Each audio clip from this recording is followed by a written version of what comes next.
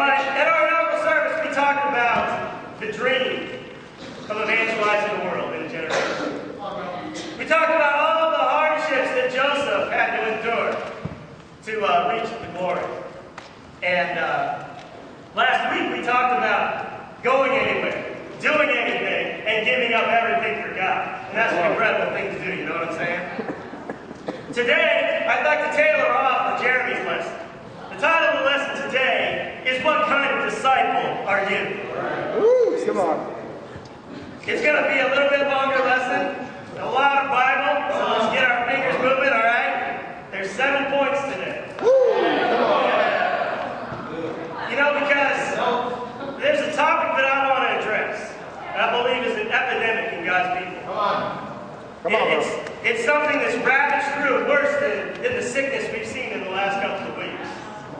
It's perpetuated by just being an American, because I have the right to speak my opinion. It's perpetuated by TV, and that topic is complaining. And so today we're going to talk about complaining in the Scriptures, amen? Let's go to Exodus chapter 3. What kind of disciple are you today? You see, there's two kinds of disciples. There's a grateful, obedient disciple who's on his way to the promised land. Come on. And then there are complaining disciples who get totally made.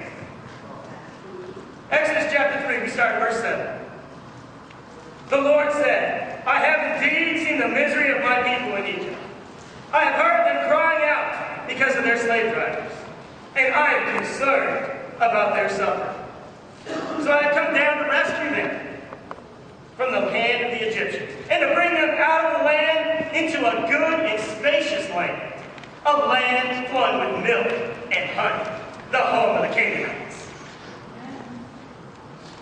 Do you remember being enslaved to the world?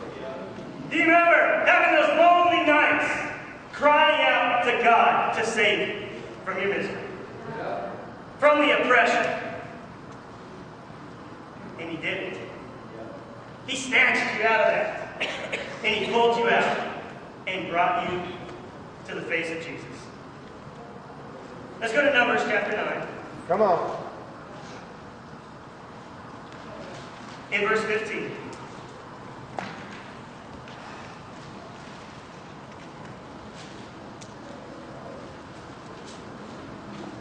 You see, all the Egyptians cried out, all the Israelites cried out to God, "Save us from all this misery." And God saved them. And then began their journey to the promised land. And you know, sometimes we can become disciples, and we can think, well, I made it to the promised land. That's the kingdom right now. No, we're on our journey. We're in the desert, on our way to the promised land. Yeah, that's right. And we can forget how hard it is to be in the desert. Man. But right here we get a picture in chapter 9, verse 15 of the Israelites at the beginning. It says, "On the day of the tabernacle, the tents of the testimony was set up. The cloud covered it. From the evening till morning, the cloud above the tabernacle looked like fire." That is how it continued to be. The cloud covered it, and at night it looked like fire. Whenever the cloud lifted above the tent, the Israelites set out. Wherever the cloud settled, the Israelites encamped. At the Lord's command, the Israelites set out, and at His command, they encamped. As long as the cloud stayed over the tabernacle, they remained in the camp. When the cloud remained over the tabernacle a long time, the Israelites obeyed the Lord's order and did not set out. Sometimes the cloud was over the tabernacle only a few days at the Lord's command. They would encamp. Then at His command, they would set out. Sometimes the cloud stayed only from evening till morning, and when it lifted in the morning, they set out. They were very obedient.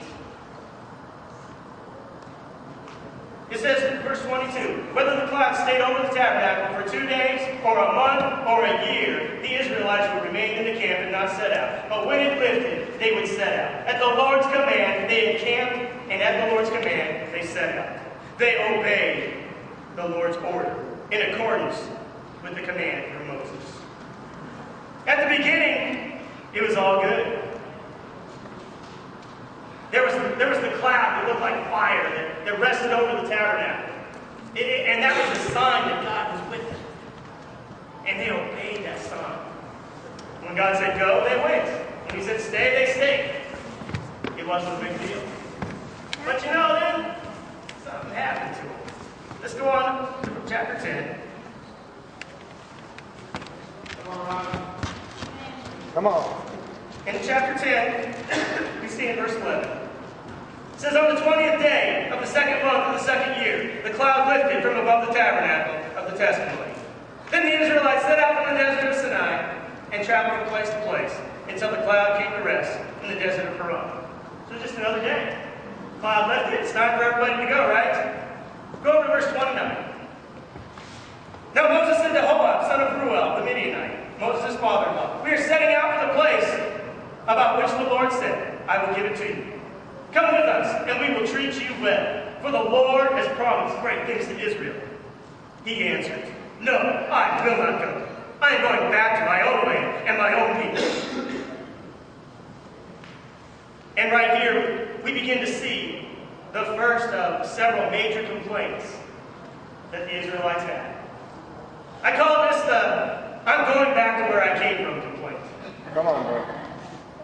And you know, sometimes we can come around, we can come to the Lord, and we change our lives, and just things just look greener on the other side. It's so much easier to not have to fight for being righteous, you know? Come on. It's so much easier to not have to turn the other cheek. It's so much easier to not have to be pure. It's so easy to not have to be righteous. You know, sometimes we can even just come from one camp to another. Whoa. We can move from one city to another. We can go, oh, I really like where I was at. This place is not like where I was. I want to go back. Come on. I like where I was at this point. See, the Israelites did the same thing as well. They couldn't get their mind off of how easy it was for them in Egypt. It was easy being in slavery, right? And so they began to complain. And so we move on. Point number 2. Come on. Point number 1, I'm sorry, was a great beginning. Point number 2, I'm going back where I came from. The second complaint that the Israelites had is the life is too difficult complaint. Let's go to Numbers 12. You see, in America, we watch so much TV.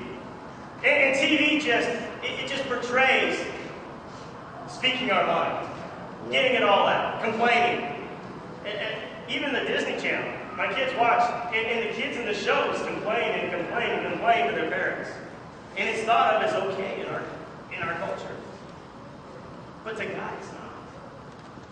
We come to find in chapter 11, verse 1 here. It says, now the people complained about their hardships in the hearing of the Lord. And when he heard them, his anger was aroused. Then fire from the Lord burned from among them and consumed some of the outskirts of the camp.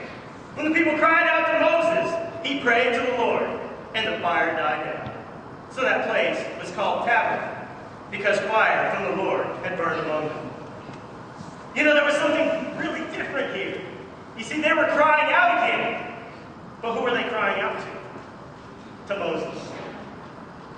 And the Lord was ticked. You know, I love the little sidebar comments in the scriptures. It says they complain about their hardships in the hearing of the Lord. You know, did you realize every time you complain, it's in the hearing of the Lord? Oh, come on, bro. And did you realize that when you complain in the hearing of the Lord, and his anger gets aroused? You know, he was about to burn them up with fire. But thank God for Moses. Because instead of complaining to somebody else, Moses took his complaint to the Lord. And the fire subsided. We go on to verse 4. It says, the rabble with them began to crave other food. And again, the Israelites started wailing and said, if we only had meat to eat. We remember the fish we ate in Egypt at no cost. Also the cucumbers, the melons, the leeks, the onions, and the garlic. Everybody likes garlic, you know? Garlic. Come on, baby. Everybody's liked garlic since the beginning of time. Telling you. It says, but now we lost our appetite. We never see anything but this manna. It's a tough life. You know. Tough life.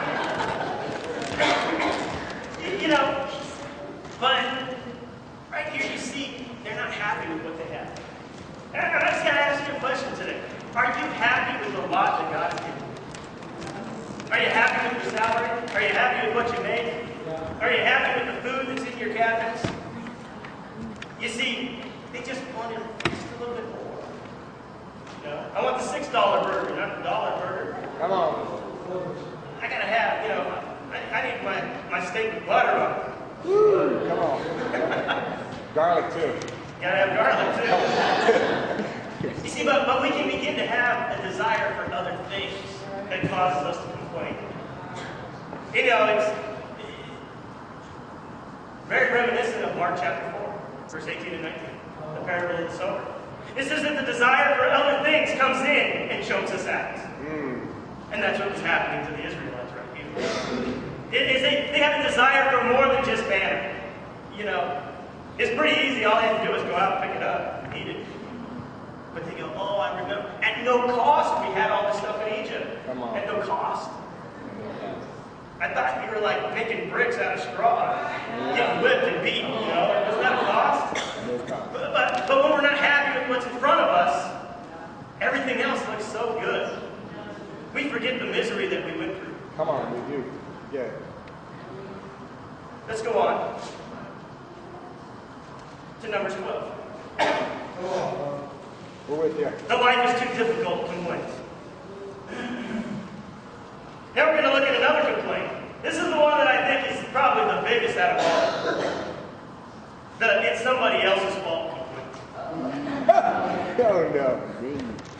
You see, because we first begin to complain about our life and our hardships and different things that are happening. And then we start looking at what we have and it's not enough. But then we got to find somebody to blame. Can't blame God because we know fire's going to come. So we look for something else. And in chapter 12, verse 1, Miriam and Aaron found out whose fault it was. It says, Miriam and Aaron began to talk against Moses because of his Cushite wife. For he had married a Cushite. Has the Lord spoken only through Moses, they asked. Hasn't he also spoken through us? Oh, here we go, another sidebar. And the Lord heard this. Now Moses was a very humble man. More humble than anyone else on the face of the earth. I just love that Moses wrote that.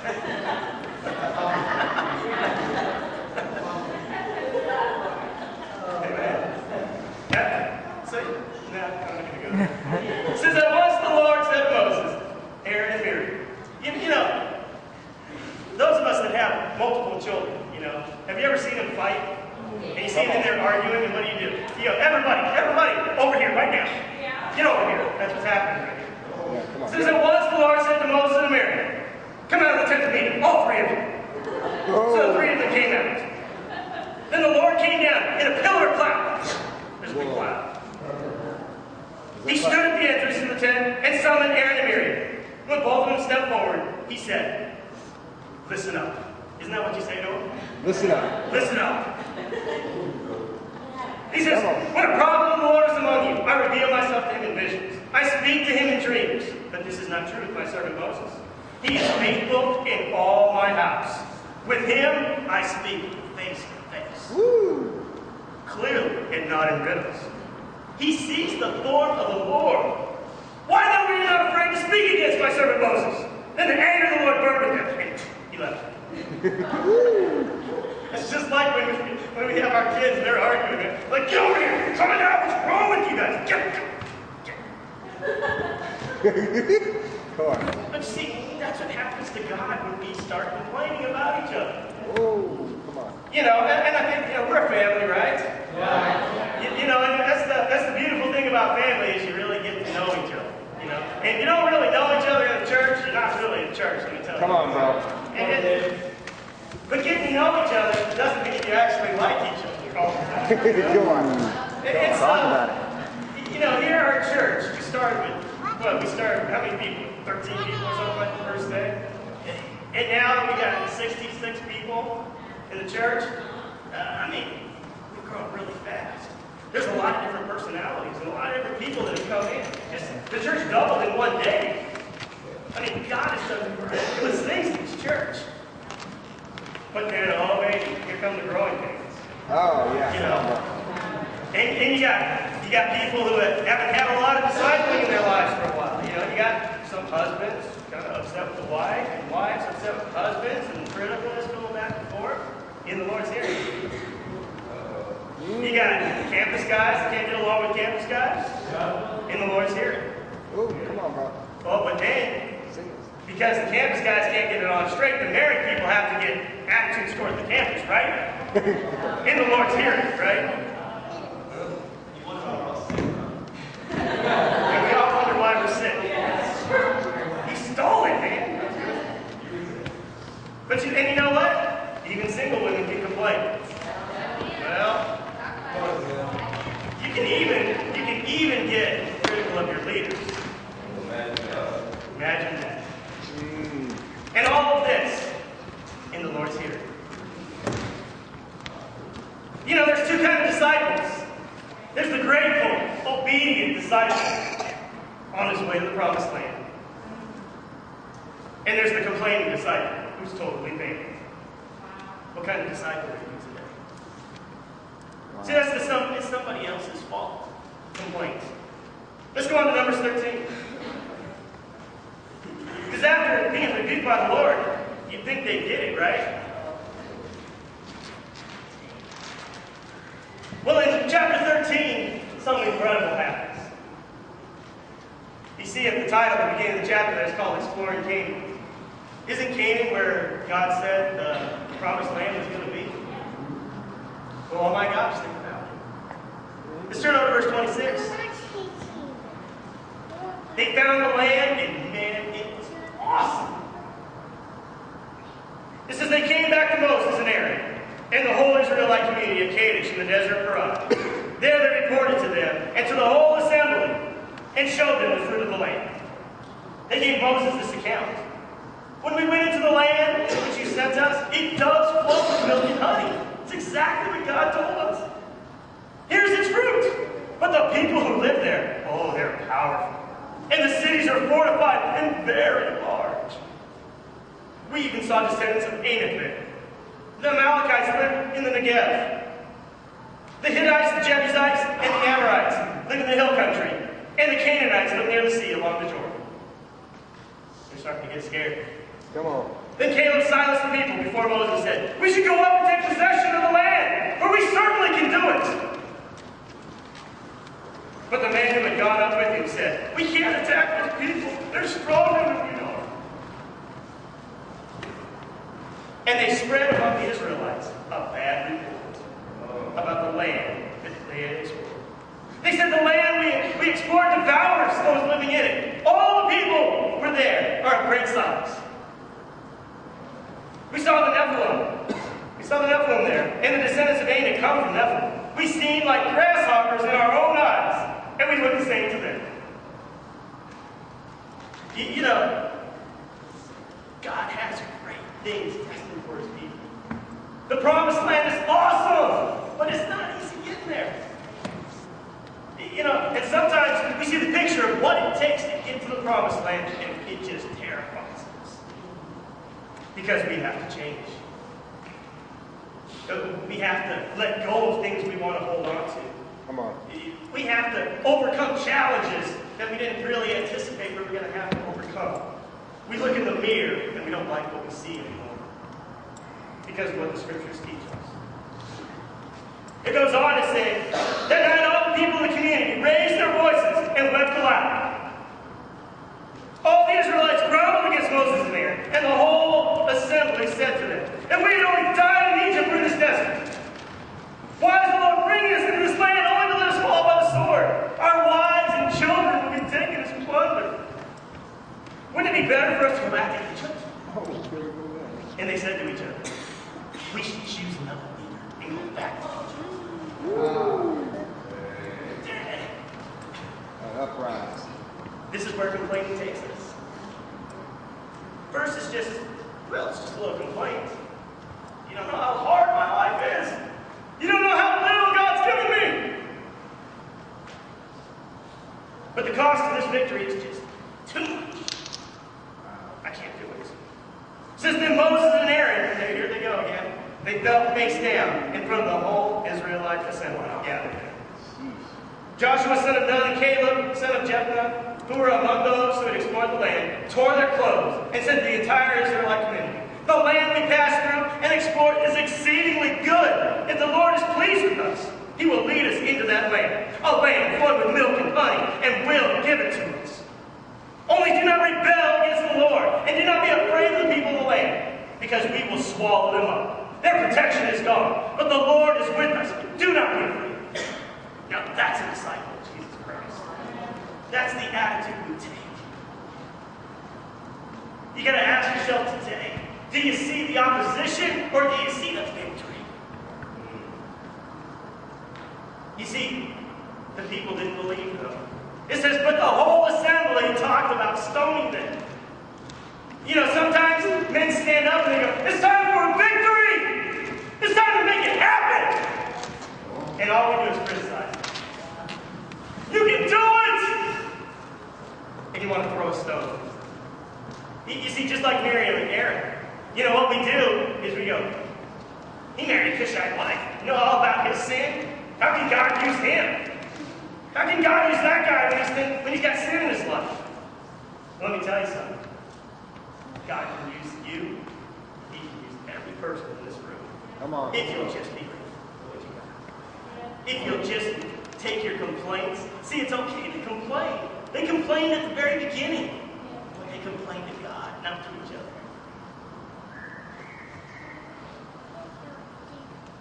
See, the cost of victory is not too great. And God will give us the victory. Amen. He goes on and he says, but the whole assembly talked about stoning them. Then the glory of the Lord appeared at the tent meeting. Oh, here it comes again. Another cloud. The Lord said to Moses, how long will these people treat me with contempt? How long will they refuse to believe in me? In spite of all the miraculous signs I've done. I will strike them down with a plague and destroy them.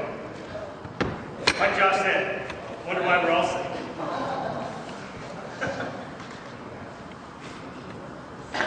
You see, it says right there in verse 18, complaining is rebellion. It's contempt for the Lord. And this morning, I think it's time to rid all complaining from this ministry.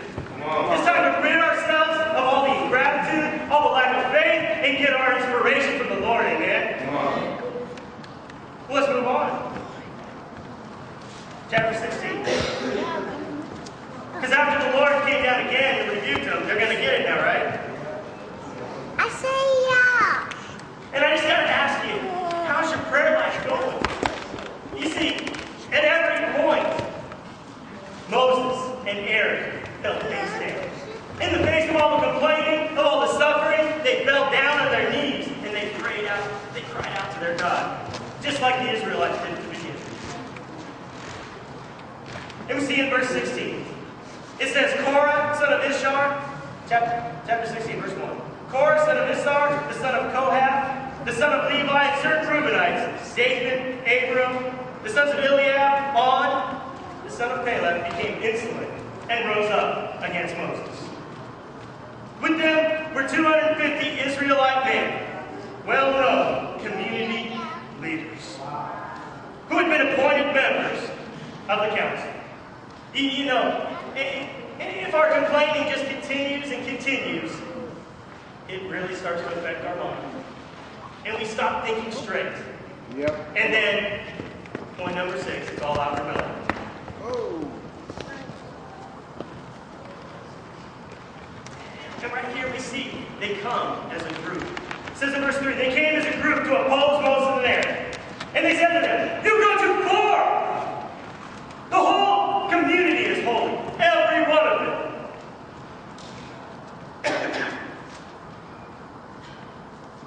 And the Lord is with them. Why then do you set yourselves above the Lord's assembly? See, we start thinking that people who are righteous think they're better than us. We start thinking that they set themselves above us when they call us to a higher standard. Yeah. You know, I imagine if these guys had the internet, they'd probably write a bunch of letters and all sign it. You know?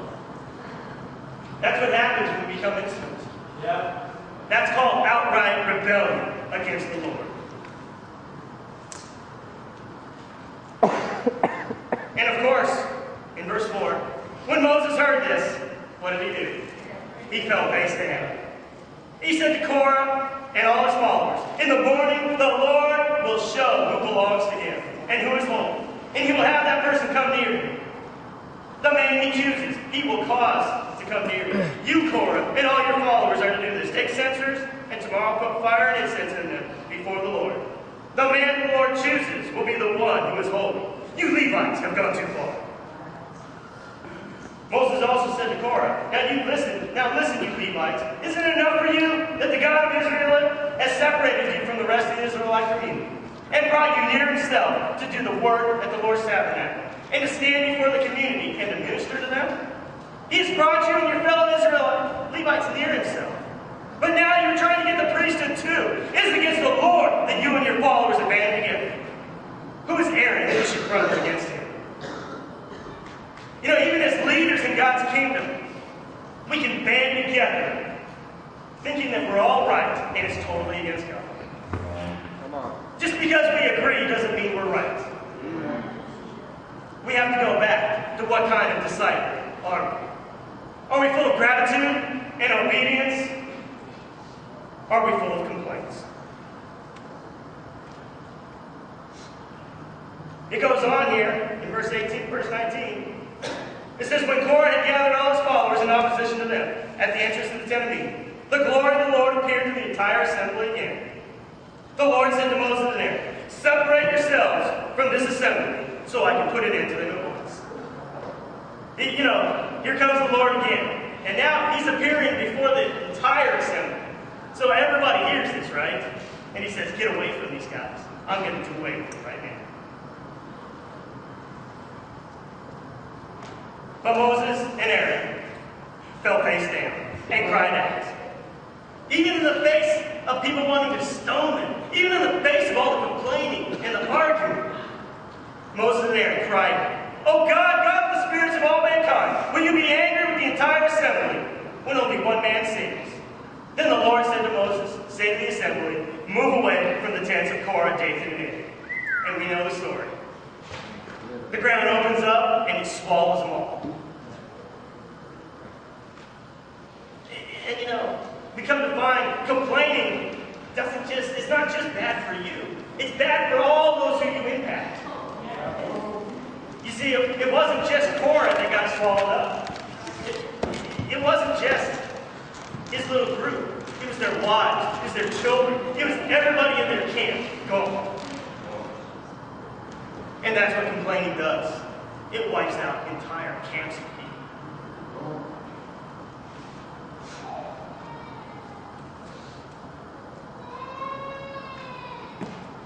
It says in verse 35, and fire came out from the Lord and consumed the 250 men who were offering the incense as well. All those leaders, gone. Verse 41, the next day, the whole Israelite community grumbled against Moses and Aaron. Didn't God tell them to get away? Didn't God tell them why he was doing what he was doing? But they grumbled against Moses and Aaron. You have killed the Lord's people, they said. The final stage of complaining is just completely gone. All out of rebellion, then you're completely gone. You won't even listen to God. Man. It says, but when the assembly gathered in opposition to Moses and Aaron, and turned toward the tent of meeting, suddenly the cloud covered it, and the glory of the Lord appeared again. Then Moses and Aaron went in front of the tent of meeting, and the Lord said to Moses, get away from this assembly so I can put an end to them at once. And they fell face down. Then Moses said to Aaron, take your censer and put incense in it, along with the fire from the altar, and hurry to the assembly to make atonement before them. Wrath has come out from the Lord. You know, there does come a time where God says enough is enough. Yeah, come on. And right here you see a picture of two men who I think are some of the greatest examples in the scriptures. God said, I'm going to start a plague to wipe them out, right? Well, that's what started right here. And Moses knows what's coming, so he sends Aaron out into the middle of the plague. And with no regard for his own life, we read what Aaron does. Verse 47. So Aaron did as Moses said, and ran into the midst of the assembly. Didn't God say, get away from them? The plague had already started amongst the people, but Aaron offered incense and made atonement for them. He stood between the living and the dead, and the plague stopped. But 14,700 people died from the plague, in addition to those who had died because of Korah. Then Aaron returned to Moses at the entrance of the tent of meeting, for the plague had stopped. Thank God that you can change God's mind. He would have wiped everybody out if it wasn't for one man who just put his own life in danger and ran out in the midst of it anyway. Come on. What kind of disciple are you today? Let's go over to 1 Corinthians 10.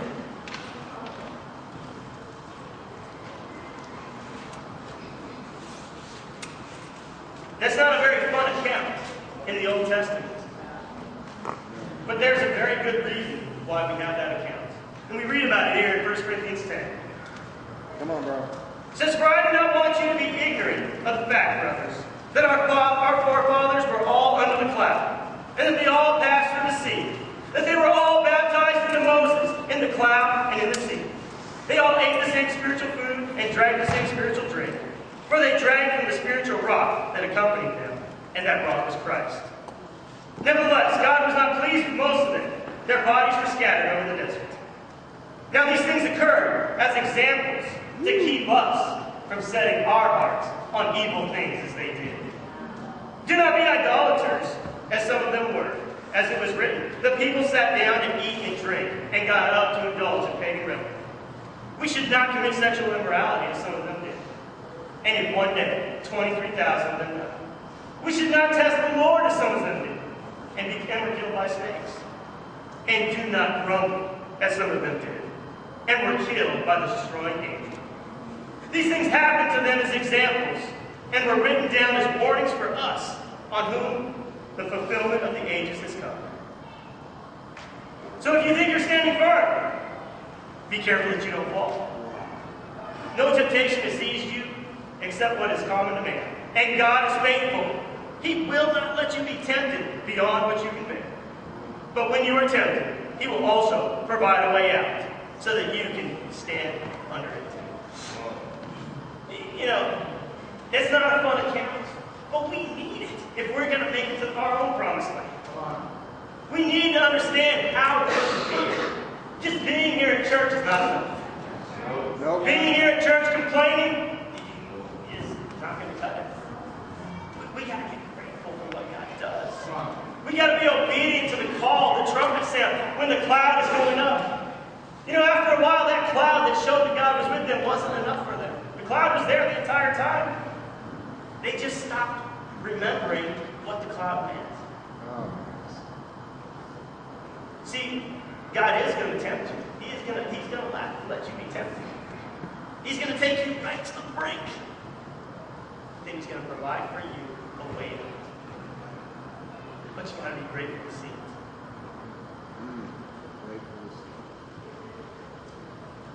But you know, some of us, I'm just trying to make things better. These are just my ideas. No, that's the American in us. That's the American in us, not the disciple in us. Let's go over to Philippians chapter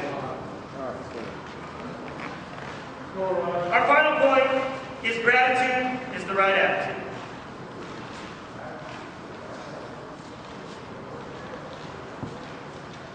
You see, this morning, you're either headed for the promised land or you're totally banned. And we got to get this on straight. Shining as stars, verse 12. It says, therefore, my dear friends, as you have always obeyed, not only in my presence, but now much more in my absence, continue to work out your salvation with fear and trembling. For it is God who works in you. See, it's nobody else's fault. It's not the slacker next to you. It's not the roommate stealing your toothpaste. It's not your husband. It's not your leader. It's God working in you.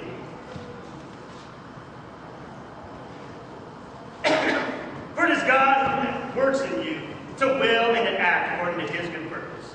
Do everything without complaining or arguing, so that you may become blameless and pure children of God, without fault, in a crooked and depraved generation, in which you shine like stars in the universe, as you hold out the word of the Lord, in order that I may boast on the day of Christ that I did not run or labor for nothing. But if I am being poured out by a drink like a drink offering on the sacrifice, and service coming from your faith, I am glad and rejoice with all of you. So you too should be glad and rejoice in me. Brothers and sisters, today it's time to shine like stars. You know, we've been going through growing pains. There's been a lot of sickness. There's been a lot of troubles. It's time that we all rise up to the challenge and find our gratitude. It's time that we count our blessings. It's time that you remember what God has done for you. That God has maybe brought your son to Christ. That he's brought one of your best friends back to Christ. That he's helped people who have gone far away. He's brought them back close again. He's worked miracles in each and every one of your lives. I pray that today you'll be inspired by the things that God has done in your life. And that you'll be inspired by what's happening in our churches. We're part of an incredible movement of churches. I mean, while we were experiencing such incredible growth. You had DC, New York, and Chicago, all kind of fumbling. But now while we've had our hard times here the last couple of weeks, they've been thriving. And you know, in New York, they've had weekly baptisms this month. In DC, they had 3 baptisms just this week. And in Chicago, they've had 10 people come to Christ this month. Even right here in Portland, through our tough times, Damian Ray's about to get baptized. It's time, brothers and sisters, that we grab onto the dream of evangelizing the world. That we get grateful for what we have. We hold gratitudes in our hearts on our way to the promised land. Have a great day. Amen.